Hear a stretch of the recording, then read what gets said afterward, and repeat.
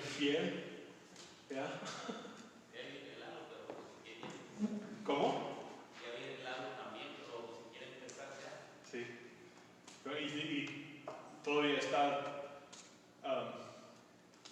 todavía está, es difícil. Tengo mucho trabajo en contactar personas, pues todavía estamos recuperando de COVID, ¿no? Tengo muchos ancianos que estoy tratando de entrar en su casa, tratando de contactar que no han salido por mucho tiempo. Tenemos unos enfermos que todavía no es posible entrar en el hospital y todo eso. Lo que estoy tratando de decir es que todavía no he contado a muchas personas que debemos ver aquí, pero no lo he hecho mi trabajo de pastor. Estoy aprendiendo cómo ser principal también.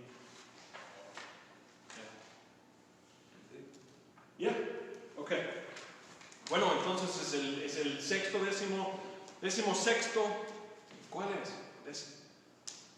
Decimosexto, ¿no? Decimosexto domingo después de Pentecostés, y por los domingos hemos viajado por el Evangelio de San Mateo, y aquí llegamos hoy en San Mateo capítulo 18, en que Jesús va a enseñar a sus discípulos un proceso para tratar con el pecado en la familia de los creyentes, en la familia de la iglesia. La meta de cual es arrepentimiento, ganar almas para Dios. ¿Sí? Cuando corregimos el pecado en la iglesia, no es para castigar a personas ni a juzgar a personas, pero con corazón de Dios es para ganar almas para el reino, ganar vez tras vez para el arrepentimiento. Entonces hoy avanzamos bajo ese tema, que como cristianos, como creyentes, la iglesia cuida uno para otro, incluso en corregir. Empezamos entonces con la oración matutina de Martín Lutero. Te doy gracias, Padre Celestial, por medio de Jesucristo, tu amado Hijo, porque me has protegido durante la noche de todo mal y peligro. Y te ruego también que me preserves y me guardes del pecado y de todo mal en este día, para que en todos mis pensamientos, palabras y obras te pueda servir y agradar. En tus manos encomiendo el cuerpo, el alma y todo lo que es mío. Tu santo ángel me acompañe para que el maligno no tenga ningún poder sobre mí. Amén. En el nombre del Padre, y del Hijo, y del Espíritu Santo. Amén. Dios Trino, esté con nosotros por tu palabra y guíanos en tu verdad. Padre eterno, venimos en tu presencia, deseando oír lo que nos tienes que decir y creer que nos dices. Queridos amigos, acerquémonos a Dios con corazón sincero y confesamos nuestros pecados, pidiéndole en el nombre de nuestro Señor Jesucristo que nos perdone. Señor de la vida, confesamos que estamos por naturaleza muertos en el pecado, por pasión aparte de fe y por orgullo egoísta, por pecados de hábito y por pecados de la voluntad, por el mal que hacemos y por el bien que no hemos hecho. Deberías echarnos de tu presencia para siempre. Oh Señor, lamentamos nuestros pecados. Perdónanos por el amor de Jesús. Cristo ha muerto, Cristo ha resucitado, Cristo de nuevo vendrá. En su gran misericordia Dios nos dio vida con Cristo, aun cuando estábamos muertos en pecados. Escucha la palabra de Cristo a través de su ministro llamado. Te perdono todos tus pecados en el nombre del Padre y del Hijo y del Espíritu Santo. Amén.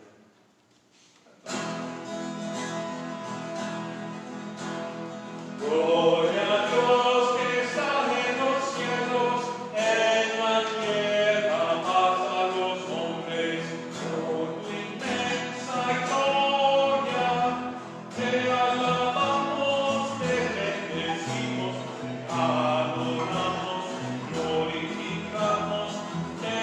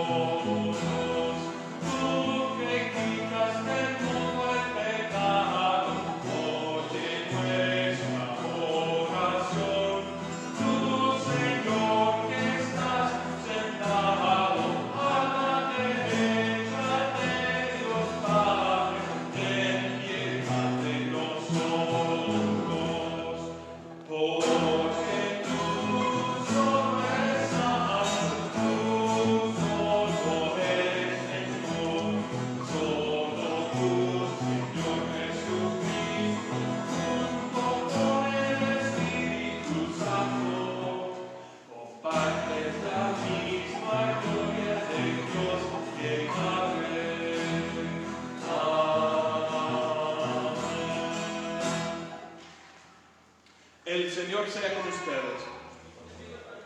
Oremos.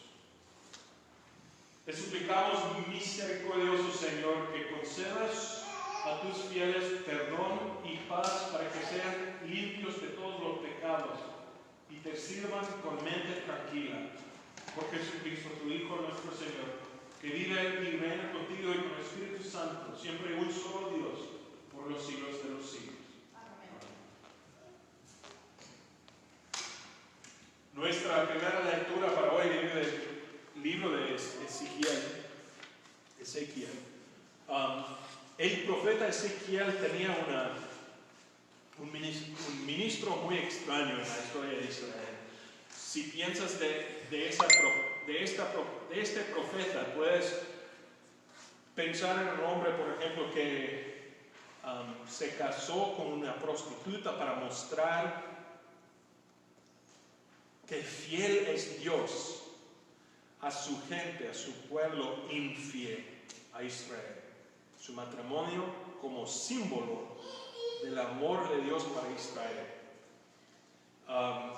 Puede pensar en Ezequiel como el profeta que usó demostraciones así para predicar. Aquí, en capítulo 33, Dios está hablando a su profeta, diciéndole que si das un mensaje, incluso un mensaje de la ley, una proclamación del pecado, y si él no habla, Dios va a visitar el castigo para el pecado en parte de Ezequiel. Por lo menos algo de la culpabilidad va a incluir su profeta por no predicar la palabra. Hoy en el Evangelio para hoy, cuando Jesús va a decir que como cristianos debemos tratar con el pecado en nuestras vidas. Necesitamos proclamar pecado incluso al lado del Evangelio, al lado de las buenas noticias del perdón. Todavía necesitamos tratar con el pecado, pues el pecado lucha contra el perdón que hemos recibido. Entonces, eso es Ezequiel 33. A ti, hijo de hombre, te he puesto por centinela del pueblo de Israel. Por lo tanto, oirás la palabra de mi boca y advertirás de mi parte al pueblo. Cuando yo le diga al malvado, vas a morir, si tú no adviertes que cambie su mala conducta, el malvado morirá por su pecado, pero a ti te pediré cuentas de su sangre. En cambio, si le adviertes al malvado que cambie su mala conducta y no lo hace, él morirá por su pecado, pero tú habrás salvado tu vida. Hijo de hombre, diles a los israelitas, ustedes dicen, nuestras rebeliones y nuestros pecados pesan sobre nosotros y nos estamos consumiendo en vida. ¿Cómo podremos vivir? Diles, tan cierto como yo vivo, afirmó el Señor omnipotente, que no me alegro con la muerte del malvado, sino que se convierta de su mala conducta y viva. Conviértete, pueblo de Israel, conviértete de tu conducta perversa. ¿Por qué habrás de morir? La palabra del Señor. La segunda lectura para hoy viene del Evangelio de San Mateo, capítulo 18, en el cual Jesús va a llamar a sus discípulos a practicar el perdón de los pecados entre ellos. Practicar el arrepentimiento que incluya la confesión de los pecados. De Mateo capítulo 18. Si tu hermano peca contra ti, ve a solas con él y hazle ver su falta. Si te hace caso, has ganado a tu hermano. Pero si no, lleva contigo uno o dos más, para que todo asunto se resuelva mediante el testimonio de 2 o 3 testigos. Si se niega a hacerles caso a ellos, díselo a la iglesia. Y si incluso a la iglesia no le hace caso, trátalo como si fuera un incrédulo, un renegado. Les aseguro que todo lo que ustedes aten en la tierra quedará atado en el cielo, y todo lo que desaten en la tierra quedará desatado en el cielo. Además les digo que si dos de ustedes en la tierra se ponen de acuerdo sobre cualquier cosa que pidan, les será concedida por mi Padre que está en el cielo. Porque donde 2 o 3 se reúnen en mi nombre, allí estoy en medio de ellos. El Evangelio de nuestro Señor. Te alabamos. Confesamos nuestra fe con las palabras del credo apostólico. Creo en Dios Padre Todopoderoso, Creador del cielo y de la tierra, y en Jesucristo, su único Hijo, nuestro Señor, que fue concebido por obra del Espíritu Santo, nació de la Virgen María, padeció bajo el poder de Poncio Pilatos, fue crucificado, murió y fue sepultado, descendió a los infiernos, al tercer día resucitó de entre los muertos, subió al cielo y está sentado a la derecha de Dios Padre Todopoderoso, y de allí vendrá de nuevo a juzgar a los vivos y a los muertos. Creo en el Espíritu Santo, la Santa Iglesia Cristiana, la comunión de los santos, el perdón de los pecados, la resurrección del cuerpo y la vida eterna. Amén. Cantamos entonces nuestro himno del día, Santo Espíritu, llena mi vida. Santo Espíritu, llena mi vida, pues por Cristo yo quiero brillar. Santo Espíritu, llena mi vida, úsame las almas a salvar. Alabanzas, alabanzas, alabanzas voy al Cristo el Rey. Alabanzas, alabanzas, alabanzas voy al Rey.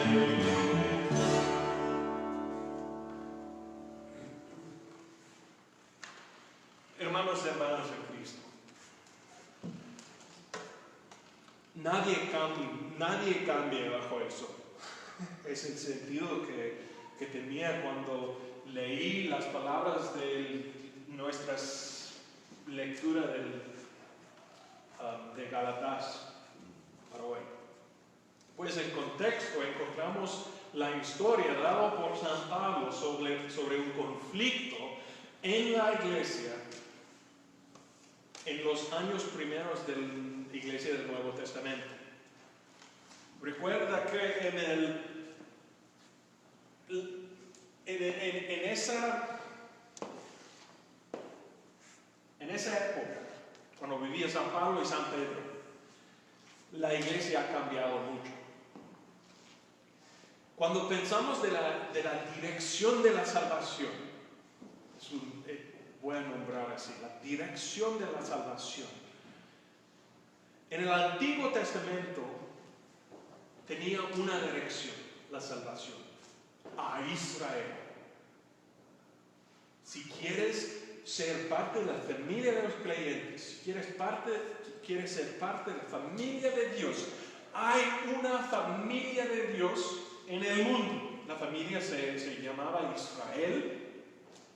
Era una familia, una nación, tenía una tierra, tenía una ley. La ley de Moisés. Tenía una tradición. Las tradiciones de la ley de Moisés, que incluso cosas como la circuncisión para niños de 8 días,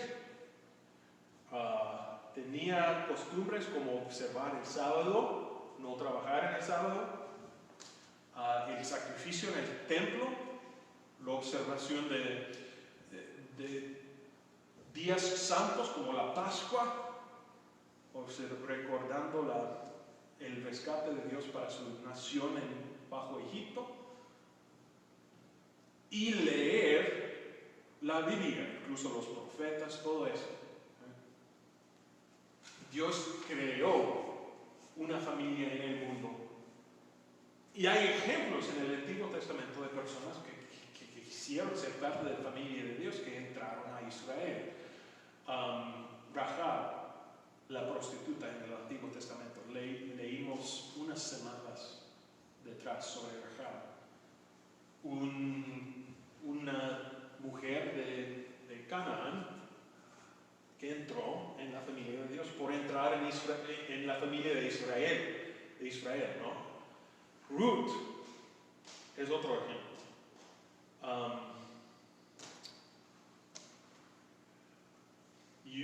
Urias, el hitito, Uriah the Hittite, el sirviente del rey David, es otro ejemplo. Si quisieron ser parte de la familia de Dios en el pasado, en el Antiguo Testamento, tiene que entrar en la vida de la nación de Israel. Ok.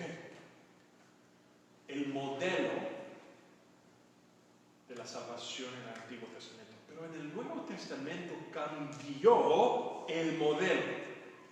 Cuando Jesús ascendió al cielo, dijo instrucciones a sus discípulos, diciendo que vayan a todo el mundo, predicando el Evangelio, bautizando en mi nombre y predicando la palabra. Jesús prometió este cambio a la mujer en el monte de Samaria, por ejemplo. Viene el día, dijo Jesús, cuando no van a decir, aquí es Dios o acá, pues el Espíritu es en ustedes. En el Nuevo Testamento el modelo cambió. No va a ser una nación en el mundo que tiene la presencia de Dios. La presencia de Dios se va a encontrar por todo el mundo por fe. No va a ser una nación. El Espíritu va a ser presente entre las naciones. Gentiles y naciones son la misma palabra en hebreo. Goyim. Significa la misma cosa. Entonces el modelo no es a Israel, pero la salvación va para el mundo por medio del mensaje.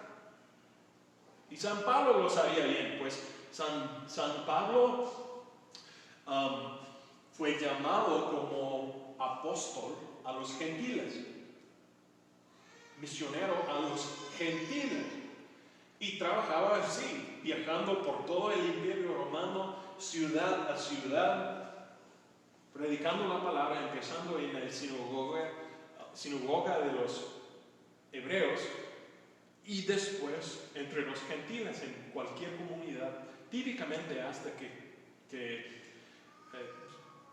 echaban.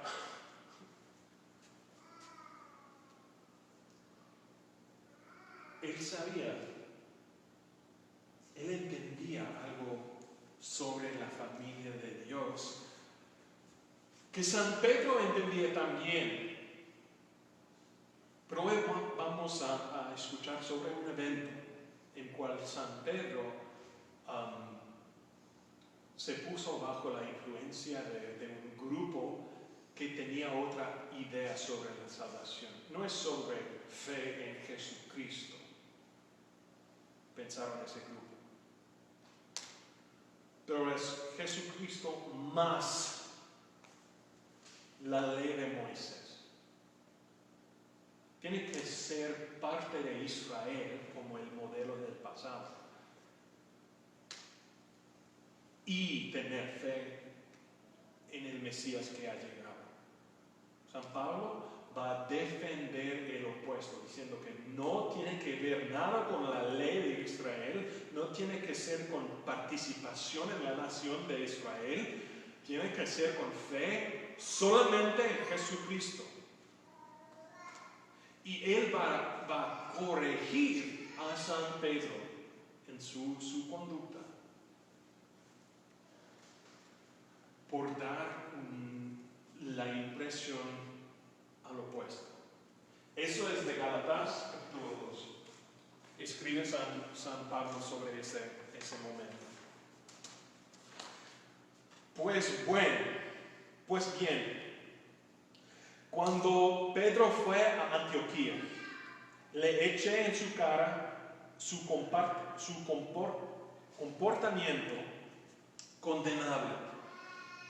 Antes que llegaron algunos de parte de Jacobo, Pedro solía comer con los gentiles.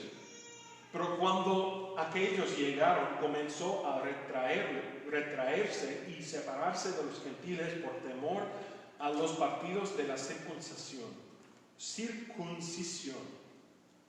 Entonces los demás judíos se unieron a Pedro en su hipocresía, y hasta el mismo Bernabé se dejó arrestar por esa conducta hipócrita. Cuando vi que no actuaban rectamente, como corresponde a la integridad del Evangelio, le dije a Pedro delante de todos: si tú, que eres judío, vives como si no lo fueras, ¿por qué obligas a los gentiles a practicar el judaísmo?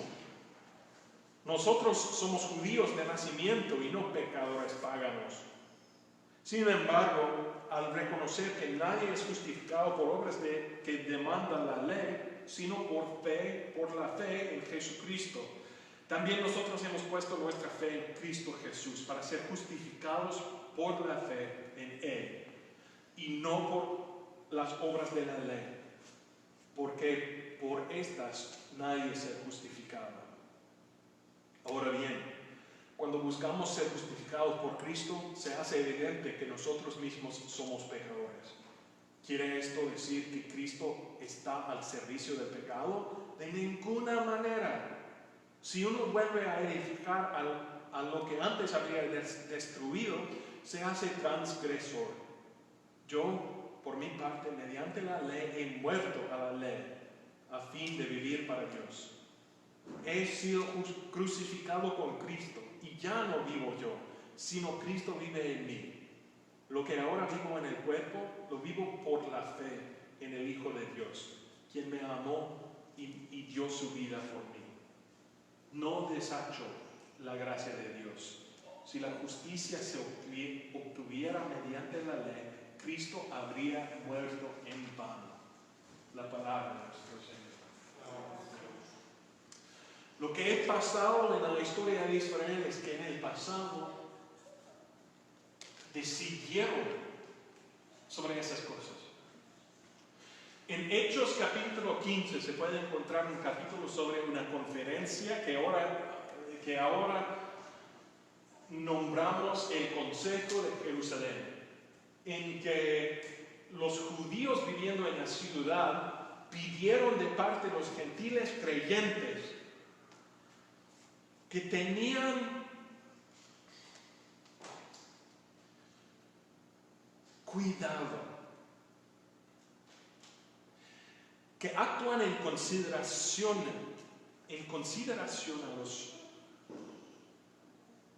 a los judíos que tenían perspectiva diferente que ellos sobre costumbres humanas. En Hechos capítulo 15 hay una determinación de parte del Consejo de Jerusalén pidiendo a los cristianos que ustedes, que ya son judíos y gentiles, y somos todos unidos por fe en Cristo, y todos reconocemos que Cristo es la única cosa que tiene impacto en nuestra relación con Dios. La ley no nos puede salvar. La ley han tenido propósito en el pasado, pero ya Cristo ha cumplido la ley. Cristo ha terminado los mandatos de la ley por su vida, por ganar nuestra salvación. Entonces, los judíos en Jerusalén pidieron de los gentiles que ustedes, por favor, aunque somos unidos en Cristo y por Jesucristo solo, tienen consideración en amor para nosotros, que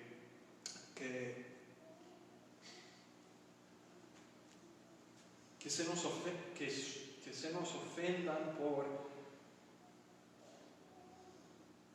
unos comportamientos, ¿no? Como comer el sangre. Los judíos, ustedes posiblemente saben que los judíos no comen el sangre de ningún animal.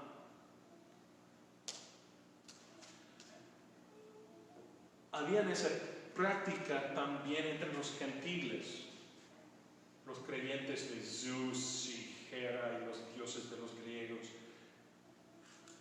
que ofrecieron carnes, comidas a los dioses en un acto de alabanza y después llevaron a su casa para comer. Los cristianos tenían oportunidad de comprar carnes así en el mercado, carnes sacrificadas a dioses falsos, y cristianos sabiendo que no hay Dios con excepción de Dios mismo. Los gentiles no tenían problema en comer sacrificios a otros dioses, ¿no? Sabiendo que, pues, yo no hizo el acto, para mí solamente es carne, pero para los judíos era algo escandalizoso. Era un escándalo.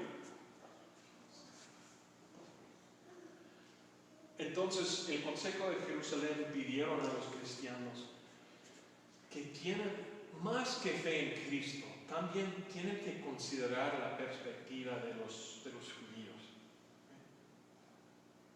Afirmamos que solo es fe en Cristo que nos unimos. Pero exactamente porque todos nosotros tenemos fe, exactamente porque somos unidos nosotros, consideramos unos a otros, los judíos y los gentiles. Hoy vemos al revés entre San Pedro y San Pablo. San Pablo, como misionero a los gentiles, él vivía en la ciudad de Antioquía.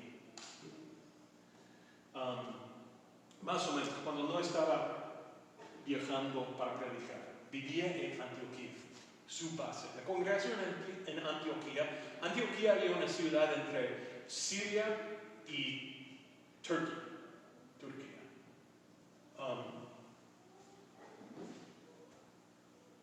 Y los escolares del Nuevo Testamento nombraron a esta congregación la congregación madre de los cristianos gentiles. Una congregación fuerte, grande. Y San Pedro, por viajar eventualmente llegó en Antioquía, y en el pasado él comía con los gentiles. Ok, tengo que explicar otra vez. Entre los judíos, los gentiles, en la época del Antiguo Testamento, no había apropiado comer juntos. Comer juntos, entrar en la casa de un gentil, para un judío sería algo malo, algo contra sus tradiciones. Pueden ver en el Nuevo Testamento, por ejemplo, con el soldado con hija murienda que envió para Jesús diciendo que, Señor, solamente puedes decir la palabra hasta que donde estás. No tienes que entrar en mi casa. ¿Por qué no tienes que entrar? Pues no es apropiado para judíos en su mente entrar en la casa de un gentil. Se puede ver, por ejemplo, en la historia de la pasión de Jesús, cuando Poncio Pilatos estaba examinando Jesús en su corte, y los líderes de los judíos no entraron al palacio de Poncio Pilatos. ¿Por qué? Porque no era normal entrar a la casa de un gentil. Entonces, ahora que son dos hay dos grupos cristianos, gentiles y judíos, y San Pedro está comiendo en el pasado con los gentiles, San Pedro un judío. Que cuando llegó judíos de Jerusalén, dice que de parte de Jacobo, sí, Jacobo era el líder de los cristianos en Jerusalén. Llegaron un grupo de creyentes desde Jerusalén y San Pedro empezó a negar su relación con los gentiles. Y San Pablo lo corrige. Es modelo para nosotros. Tiene mucho contexto cultural, pero es todo lo que estoy tratando de decir. Qué buen ejemplo tenemos frente a nosotros hoy de la carta de los Gálatas. De dos hombres creyentes, San Pablo y San Pedro, que están San Pablo corrigiendo a San Pedro en su conducta para el bien de él y de los otros creyentes. No son opuestos. San Pablo y San Pedro no son opuestos uno al otro, no son enemigos. Son amigos en fe, el uno corrigiendo al otro.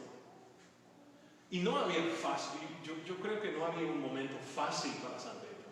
No era una victoria para él tener que corregir a San Pedro, seguro que no. Se puede escuchar algo del dolor de su actitud en sus palabras, hasta que muchos de ellos se decepcionaron, hasta que Barnabé, su amigo, su compatrio en su trabajo. Es algo difícil para San Pedro corregir, para San Pablo corregir a San Pedro. Pero es para el bien de la iglesia, es para el bien de los gentiles y es para el bien de, ¿qué dice San Pablo? Según la verdad del Evangelio.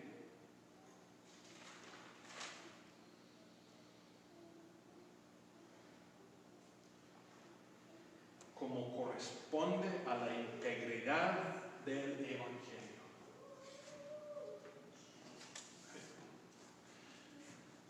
Eso es la verdad. En la iglesia tenemos conflictos. Grace ha tenido una historia de conflicto, en tiempos recientes. En la iglesia tenemos conflictos, hay personalidades y la iglesia es como cualquier otra institución en el mundo. La iglesia es llena de pecadores. Tenemos la presencia del pecado y donde hay pecado hay problemas. Y podemos pensar fácilmente muchas veces que cuando hay pecado y cuando hay pecadores, bueno, el pecador es mi enemigo.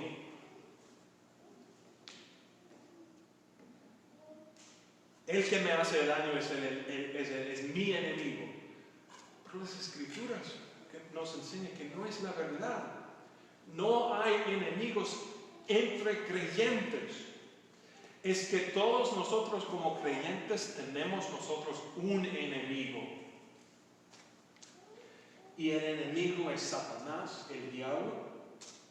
Y sí, el pecado, y sí, se puede manifestar en nuestra conducta, se puede manifestar en nuestras vidas. Pero nosotros no somos enemigos en conflicto. Es que tenemos un enemigo y tenemos que corregir uno al otro con el Evangelio. Lo he visto, no he tomado mucho consuelo en las palabras de San Pablo en 2 Corintios. En 1 Corintios, posiblemente recuerdan que hay un momento en que San Pablo está guiando a la congregación y deben castigar a un pecador entre ellos. Hay un pecador que está causando problemas por una relación sexual que no era apropiada, que no era el matrimonio. Y dice San Pablo que tiene que corregir a este hombre. Y en 2 Corintios,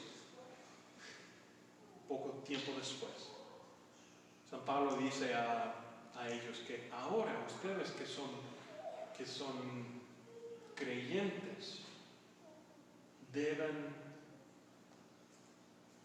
recibirlo otra vez. Pues sabemos quién es nuestro enemigo y sabemos sus metas. ¿Qué está diciendo San Pedro?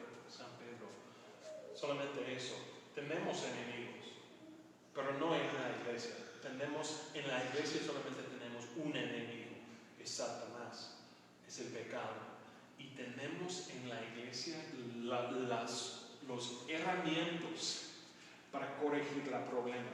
Es predicar la ley de Dios hasta el punto de arrepentimiento y aplicar instantáneamente el perdón que ganó Jesucristo. ¿Cómo es que en el principio de cada misa empezamos con una confesión de pecado y el perdón de los pecados? Es solamente por Dios mismo. Y muchas veces cristianos de la misma familia han sido reunidos uno al otro, posiblemente sin hablar sobre el pecado, solamente por estar lado a lado en la iglesia diciendo que soy por naturaleza pecador y he pecado contra mi Dios, y recibir juntos el perdón que ganó Jesucristo. No, es que no tenemos enemigos en la iglesia, tenemos un enemigo. Somos una familia en el Evangelio y así practicamos el Evangelio. Hay una cosa sola que importa: Jesucristo. En su nombre, amén.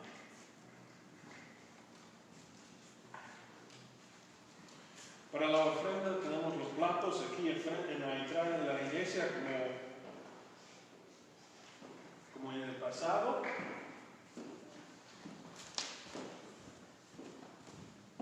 Y ahora la Santa Cena. Iglesia.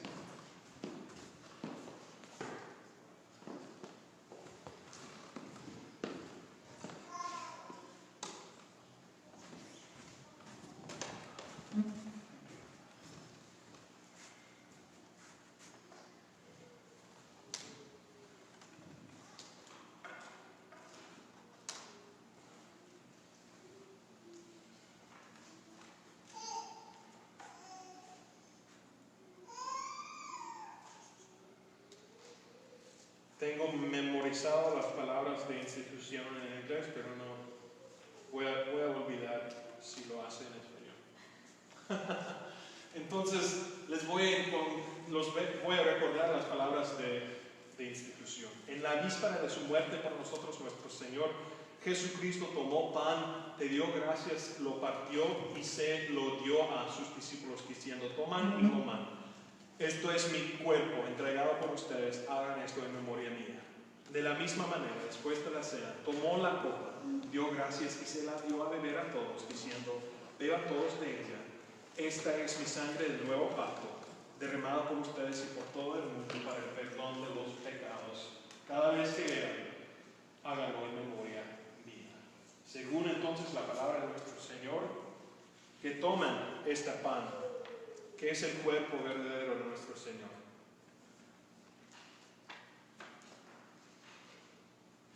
Que beban este vino, que es su sangre, dado por ustedes para el perdón de tus pecados. Que Dios te guarde y preserve en la fe hasta la vida eterna. Amén.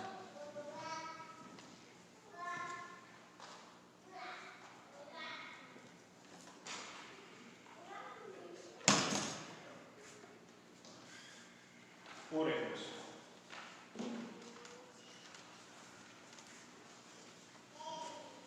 Señor Dios, gracias por los regalos que nos da en el sacramento, tu verdadero cuerpo y sangre para el perdón de nuestros pecados. pecados.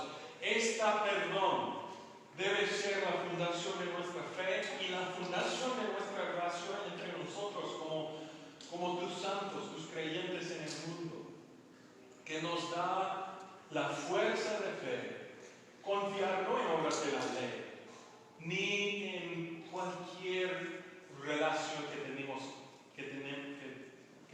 antes, pero la relación que nos da por ser unidos por fe, por tener la misma cabeza en Jesucristo, que dijo nuestro Señor, que nos da fe para vivir en el mundo, luchando contra nuestro enemigo real, actual, el diablo, el pecado, hasta que el día cuando estamos unidos permanentemente y sin necesidad del perdón en el cielo contigo. En nombre de nuestro Señor Jesucristo. Amén. El Padre nuestro.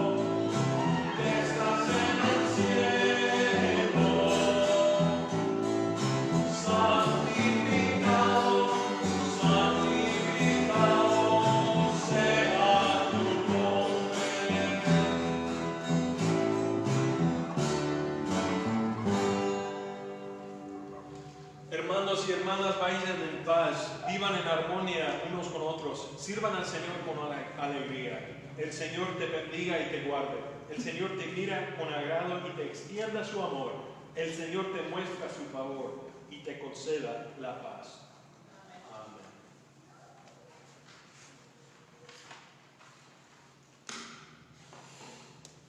Bueno, ahora para anuncios no tengo mucho, solamente que vamos a empezar de nuevo un estudio bíblico antes de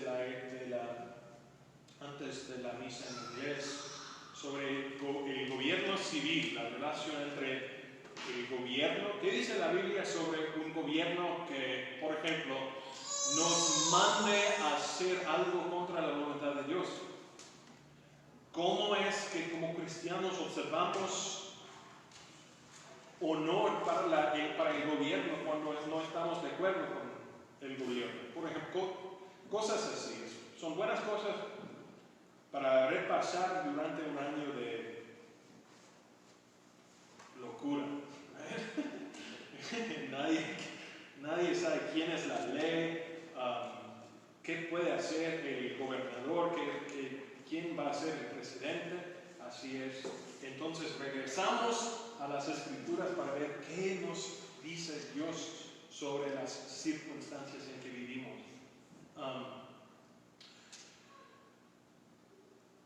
Eso estudio bíblico, algo bueno para Grace también. Eso estudio bíblico vamos a poner en línea. Va a pasar 8:30 de la mañana antes de la misa en inglés, pero vamos a ponerlo en el red también, para que cualquier persona pueda participar si no tienen oportunidad de estar entre nosotros. Si tienen un phone o computadora, puede estar con nosotros así. Ok. Creo que es todo que tengo para hoy.